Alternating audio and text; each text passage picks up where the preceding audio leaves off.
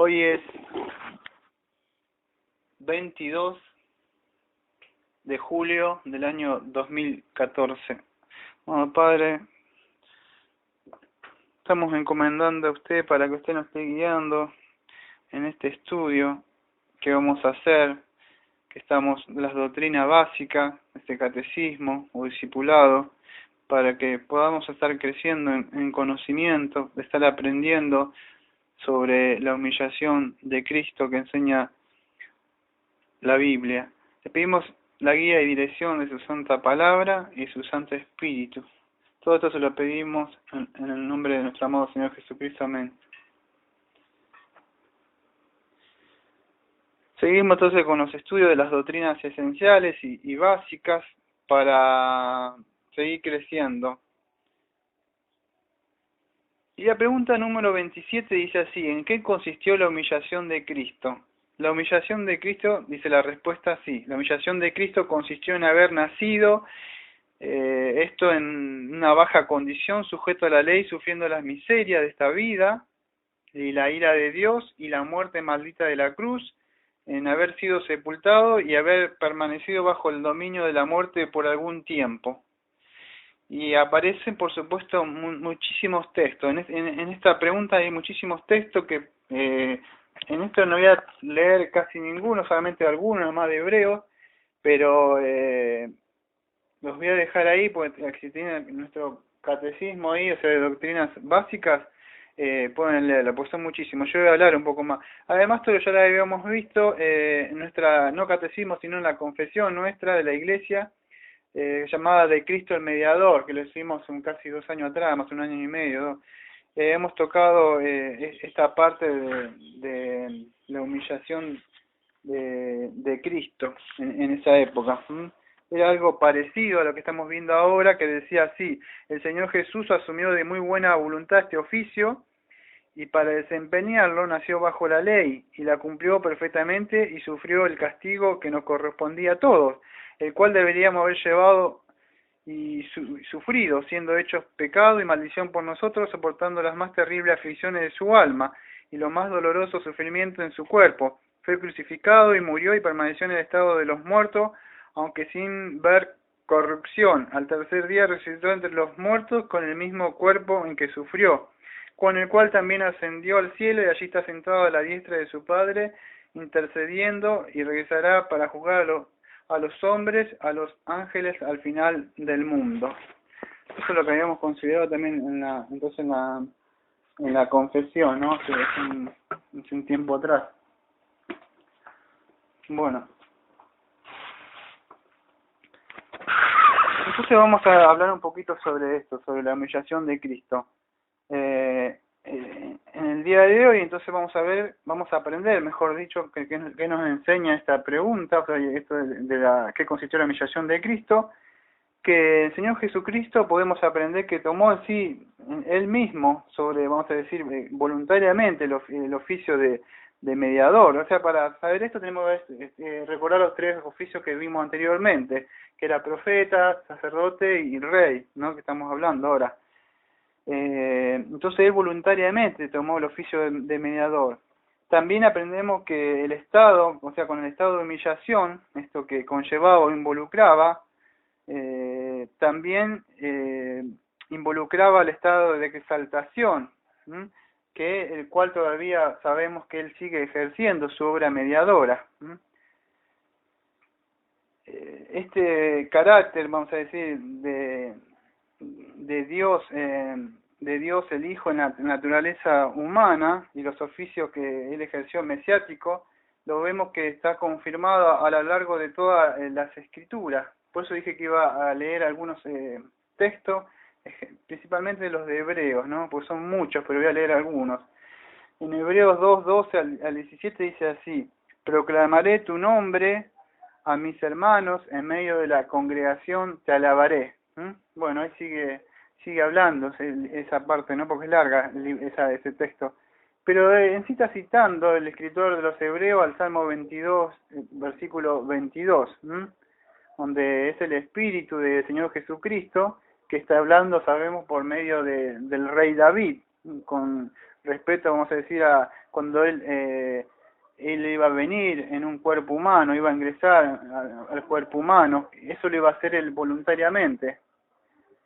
¿Por qué iba a hacer esto? Porque ya sabemos que, como dice la Escritura, porque ya que ellos son carne y hueso, él también compartió esa naturaleza humana. Otra vez vuelvo a nombrar Hebreos 2:14. Entonces, como nosotros éramos carne y hueso, sabemos que el hombre había ofendido a Dios, tenía que venir en forma de hombre, ¿no? Ya lo hemos estudiado esto.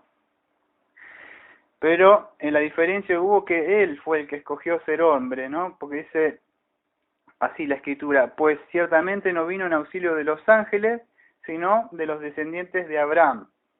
Otra vez Hebreos 2, versículo 16. Entonces vemos que él mismo, o sea, por su libre voluntad, él ejerció estos oficios, ¿no?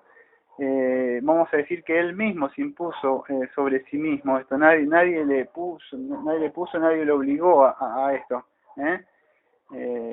Y lo mismo sucede de la muerte de él, o sea, él mismo de su propia vida, a él nadie le sacó la vida. En Juan 10, versículo 18 dice, nadie me la arrebata. Y Pablo dice que Cristo dio su vida por mí en Gálatas 2:20, ¿no? Así que todo lo que vemos, o sea, de la función, del oficio que llevó a cabo Cristo, o sea, y esta humillación que vamos a hablar ahora, fue voluntariamente. No es que Cristo tuvo que morir porque por algo, Cristo no necesitaba hacer nada de esto. Él lo hizo voluntariamente, por amor. Entonces debemos entender esto, que no debe quedar en claro. Cuando estamos hablando, vuelvo a repasar por si no se está entendiendo. Estoy hablando de la humillación de Cristo. ¿Qué es cuando se habla de la humillación de Cristo en las doctrinas? Ese es un poco de lo que estoy hablando, lo que voy a empezar a hablar ahora. Entonces, para poder entender esta humillación de Cristo, vamos a entender lo que estuve hablando, como esa introducción que fue voluntaria. Entonces, esta asunción voluntaria de Cristo, de los oficios mesiáticos, tenía que involucrar, ¿qué cosa? El estado de humillación, que vamos a hablar ahora, que era, vamos a decir, requerido para cumplir la obra que él iba a hacer, o sea, como mediador voluntario que él iba a venir, tenía que cumplir ciertos requisitos para cumplir esa obra, ¿no? Y implicaba la humillación esta. Y esto estaba, vamos a decir, antes de la venida de Cristo. En las Escrituras, por supuesto, estaba revelado, antes de la primera venida de Cristo, las Escrituras, vamos a decir, anunciaban que él, vamos a decir, iba a tener que pasar por este estado de humillación. Ahora se nos va a quedar un poco más cuando leamos algunos textos. Él tenía que estar sujeto a la humillación al experimentar, vamos a decir, el nacimiento humano. En Isaías 7:14, Isaías 9:6, Génesis 3:15, hay una gama de textos que nos muestra, ¿no? En Isaías 7:14 sabía que se anunciaba la venida del Señor Jesucristo, que iba a venir. En Génesis 3:15, vamos a decir, el protoevangelio que le dicen, donde Dios dice que iba, o sea, se muestra, ¿no?, a Adán y Eva que iba a venir, ¿no?, ¿quién? El Señor Jesucristo. Eso era el protoevangelio que todavía no estaba, no se veía bien, pero ya era anunciado la venida, ¿no?, de Señor Jesucristo. También Salmo 72, Hebreos 2:12 y 17. También esta humillación de Cristo tenía que nacer en una condición baja. Miqueas 5:2, Job 25:6, Salmo 22:9. Hay una gama de textos que no iba a leer porque son larguísimos, terminaríamos más.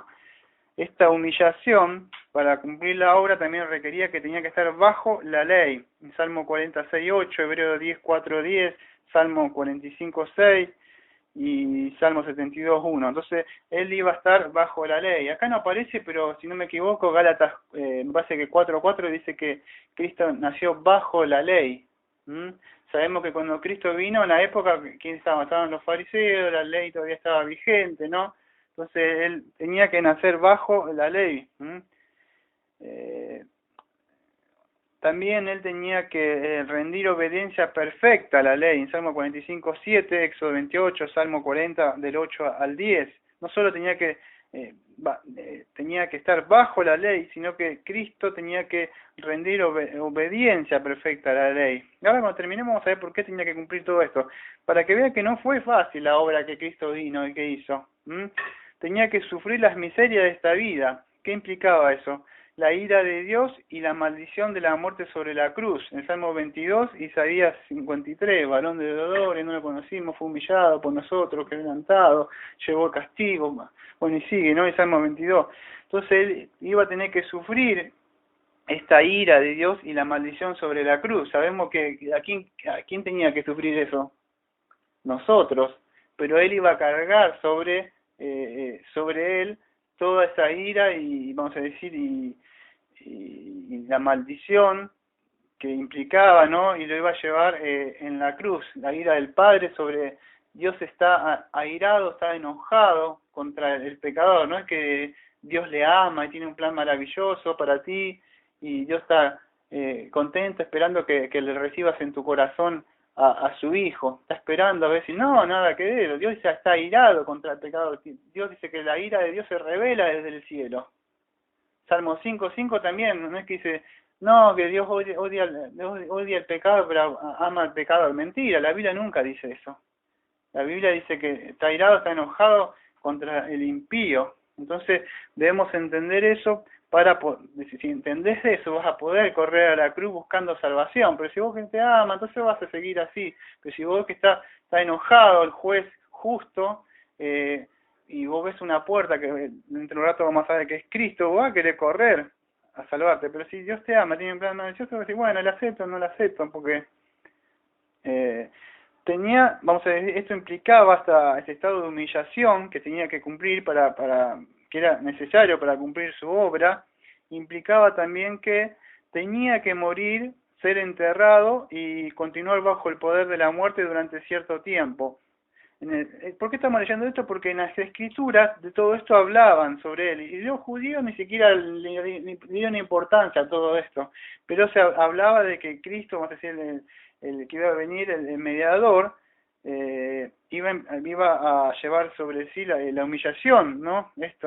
Esta humillación implicaba todo esto, ¿no? En el Salmo 35:11, Salmo 118:22, Salmo 16:9 al 11, Isaías 53, especialmente el versículo 8. Él iba a tener que morir, ser enterrado, continuar bajo el poder de la muerte durante cierto tiempo. Sabemos que durante cierto tiempo, ¿cuándo fueron? 3 días. Y después él iba a ser levantado, ¿no? Entonces, todo esto era necesario que sucediera. Pero ahí no terminaba, porque si Cristo hubiera muerto, pero no hubiera resucitado, estábamos perdidos nosotros. ¿Por qué? Porque solamente hubiera sido un hombre nada más que murió. Pero ¿cómo saber que Dios Padre, vamos a decir, se complació con esa obra? ¿Cómo saber que de verdad era Dios Él? ¿Por qué? Porque después Él experimentó un estado glorioso de exaltación.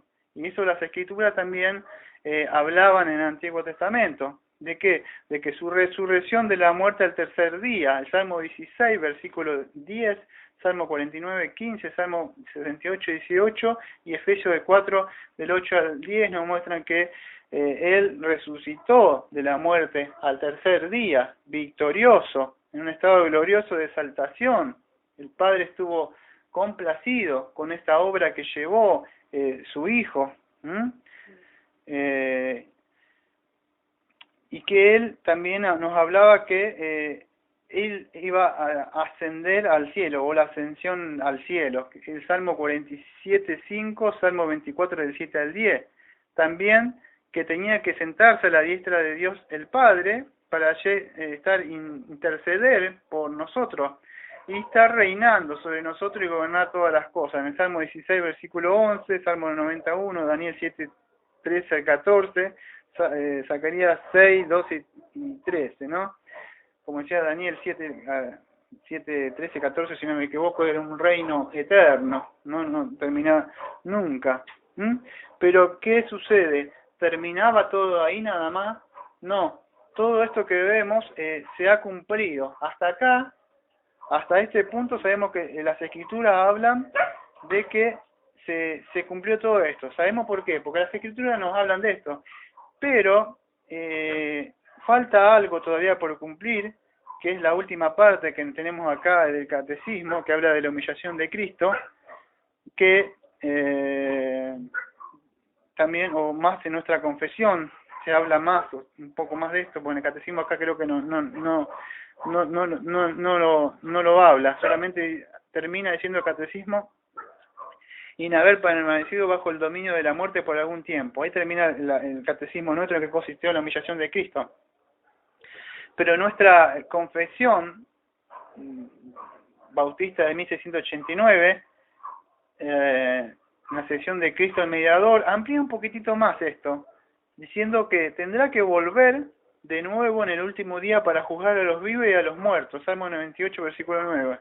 Entonces, falta esta parte donde Cristo va a volver, ¿no? Pero ya va a volver como para juzgar de esta forma, ¿no? No como un salvador, como un sol está ahora. Para todo aquel que crea es tiempo de gracia, tiempo que se arrepientan y vayan a la cruz.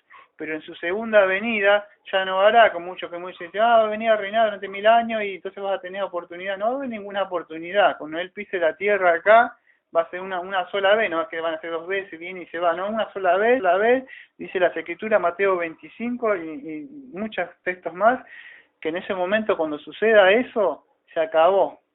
Todos aquellos que rechazaron a Cristo y no quisieron arrodillarse, inclinarse, como dice la escritura en el griego, dice proscuneo, agacharse ante la majestad de un rey, lo van a hacer. Lo que las escrituras dicen en el Antiguo Testamento, el profeta dice Filipenses, que toda rodilla se va a doblar ante él.